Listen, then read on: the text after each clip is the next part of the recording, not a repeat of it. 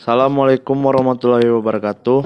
Saya Irfan Haryono dari Angkatan 2016 akan menyampaikan tugas akhir saya tentang analisis rasio keuangan perusahaan yang mengenai studi pada perusahaan PT Nippon Indosari Korpindo Tbk.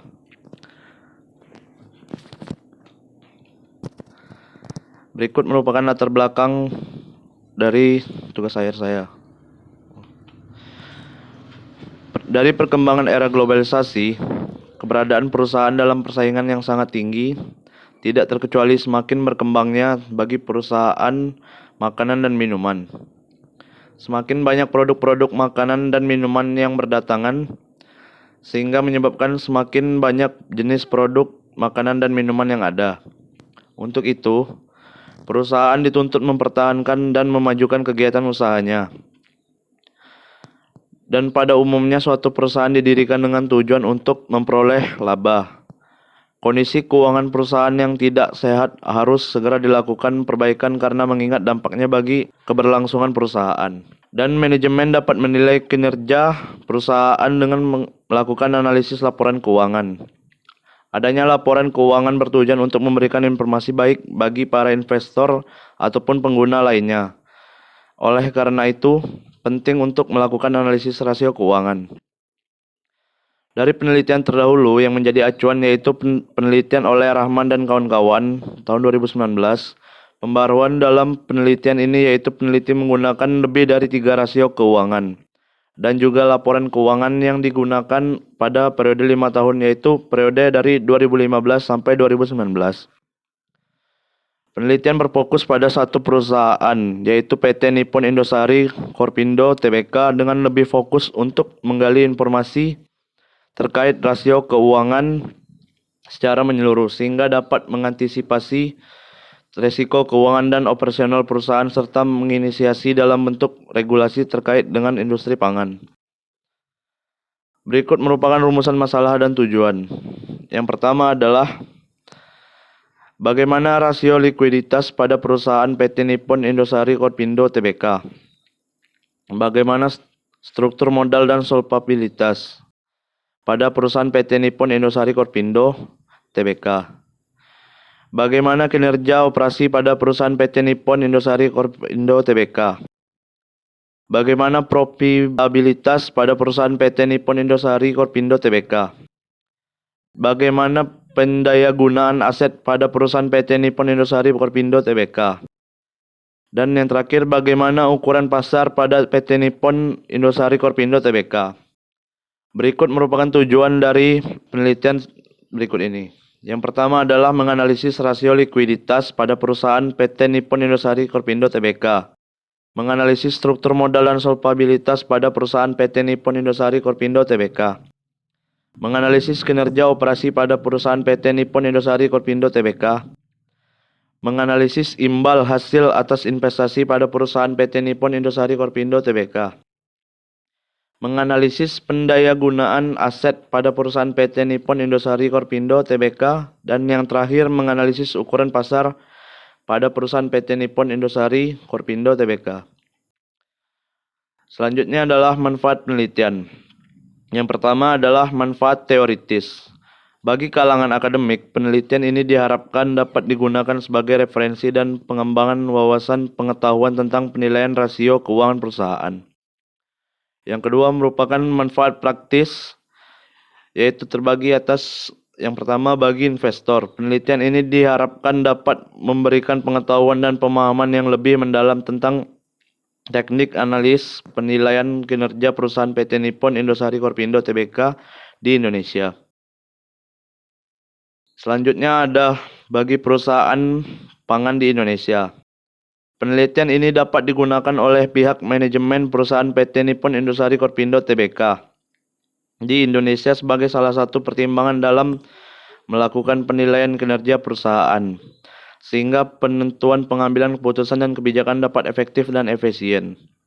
Dan yang terakhir, bagi peneliti selanjutnya, penelitian ini dapat dijadikan masukan dan memberikan referensi bagi peneliti selanjutnya yang tertarik untuk melakukan kajian analisis rasio keuangan.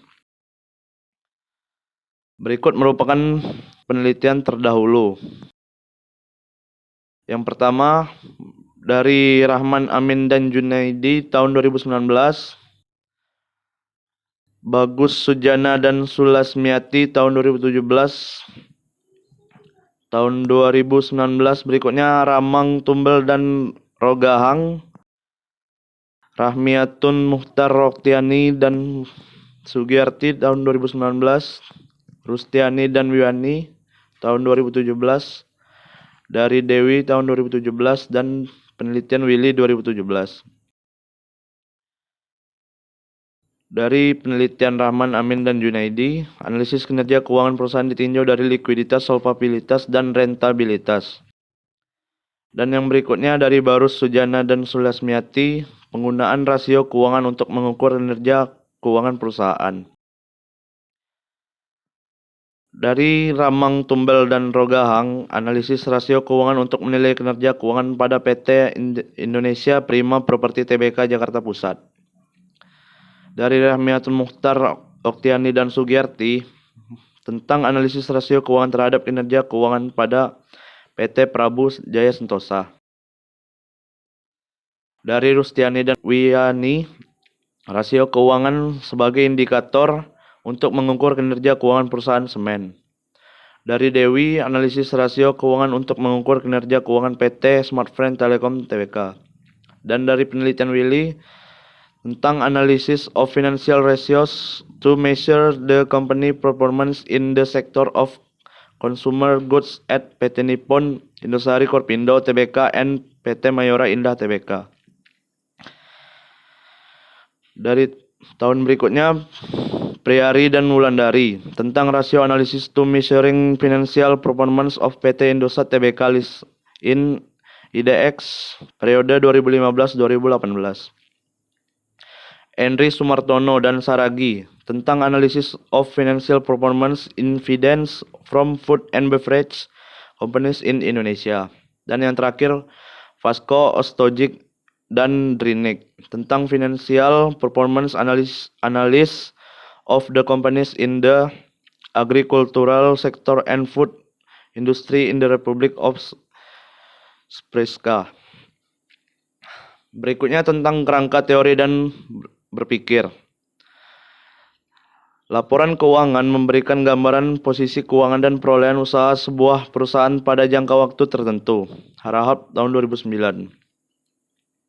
Rasio keuangan salah satu banyaknya dasar penilaian terkait tentang keadaan keuangan atas dasar analisis terhadap rasio keuangan di antara kinerja keuangan. Pihak yang memiliki kepentingan sangat membutuhkan hasil dari pengukuran kinerja keuangan untuk bisa mengetahui keadaan perusahaan dan juga tingkat keberhasilan dalam upaya kegiatan operasional yang dijalankan. Munawir tahun 2010. Berikut merupakan kerangka berpikir adalah rasio keuangan. Salah satunya rasio likuiditas, rasio struktural modal, dan solvabilitas. Rasio kinerja operasi, rasio imbal hasil atas investasi, rasio pendaya gunaan aset, rasio ukuran perusahaan. Pertanyaan penelitian. Yang berikut 1. Hipotesis 1. Bagaimana rasio likuiditas pada perusahaan PT Nippon Indosari Korpindo Tbk? Yang kedua, bagaimana struktural modal dan solvabilitas pada perusahaan PT Nippon Indosari Korpindo Tbk? Yang ketiga, bagaimana kinerja operasi pada perusahaan PT Nippon Indosari Korpindo Tbk? Yang keempat, bagaimana imbal hasil atas investasi pada perusahaan PT Nippon Indosari Korpindo Tbk? Yang kelima, bagaimana pendaya gunaan aset pada perusahaan PT Nippon Indosari Korpindo Tbk? Dan yang terakhir, yang keenam, bagaimana ukuran pasar pada perusahaan PT Nippon Indosari Korpindo Tbk? Berikut merupakan metode penelitian. Yang pertama, terdapat objek atau subjek penelitian, yaitu mencakup tentang objek dalam penelitian ini merupakan perusahaan PT Nippon Indosari Korpindo Tbk tahun 2015 sampai 2019. Yang kedua merupakan laporan keuangan tahun 2015-2019 yang diterbitkan pada tahun sebelumnya. Perusahaan yang terdaftar di BEI merupakan perusahaan food dan beverage yang sudah go public yang diwajibkan untuk melaporkan dan menerbitkan laporan keuangan tahunan. Berikutnya adalah jenis data. Jenis data yang digunakan dalam penelitian ini adalah data sekunder. Data sekunder merupakan data yang diperoleh dari dokumen, literatur, arsip, dan penelitian-penelitian sebelumnya. Sumber data penelitian adalah data sekunder bersumber dari laporan keuangan, laporan tahunan, brosur-brosur, dan juga data penunjang lainnya yang berbentuk tulisan dari perusahaan. Berikutnya adalah teknik pengambilan subjek. Adapun kriteria persyaratan yang sesuai dengan tujuan penelitian adalah yang pertama, perusahaan pasangan yang terdaftar di BI pada tahun 2015 sampai 2019. Yang kedua, perusahaan pangan yang menerbitkan laporan keuangan tahunan secara lengkap. Yang ketiga, perusahaan pangan yang menggunakan mata uang rupiah. Selanjutnya yang terakhir, teknik pengumpulan data. Dari teknik pengumpulan data berikut adalah yang pertama, 1. Langkah awal peneliti yaitu mencari data laporan keuangan perusahaan. Yang kedua, tidak semua data yang diperlukan dapat diakses di BI, sehingga peneliti kemudian mencari data laporan keuangan langsung pada situs web perusahaan. Yang ketiga, peneliti kemudian mencari situs web terkait rasio keuangan sesuai standar yang sudah ditetapkan sebelumnya pada rasio yang digunakan. Yang keempat, data laporan yang sudah terkumpul kemudian dilakukan entry data dan dianalisis kemudian dibandingkan dengan standar yang sudah ditetapkan sebelumnya. Berikutnya merupakan analisis data. Yang pertama, mengumpulkan data laporan keuangan PT Nippon Indosari Korpindo Tbk selama periode 2015-2019. Yang kedua, rekapitulasi laporan keuangan tahunan PT Nippon Indosari Korpindo Tbk ke dalam Excel yaitu neraca dan laporan laba rugi. Yang ketiga, menganalisis laporan keuangan dengan menggunakan rasio keuangan yaitu likuiditas, struktural modal, dan solvabilitas kinerja operasi, imbal hasil atas investasi, pendayagunaan aset, dan ukuran pasar perusahaan PT Nippon Indosari Korpindo Tbk. Yang keempat, membuat perhitungan rasio keuangan PT Nippon Indosari Korpindo Tbk selama periode 2015-2019. Yang kelima, melakukan analisis dan intersepsi terhadap kinerja keuangan PT Nippon Indosari Korpindo Tbk untuk perhitungan rasio keuangan selama periode 2015-2019. Yang keenam, melakukan perbandingan masing-masing rasio dengan standar yang sudah ditentukan sebelumnya. Yang ketujuh, memberi kesimpulan dan saran. Baiklah, sekian dari presentasi saya. Apabila ada salah kata, mohon dimaafkan. Assalamualaikum warahmatullahi wabarakatuh.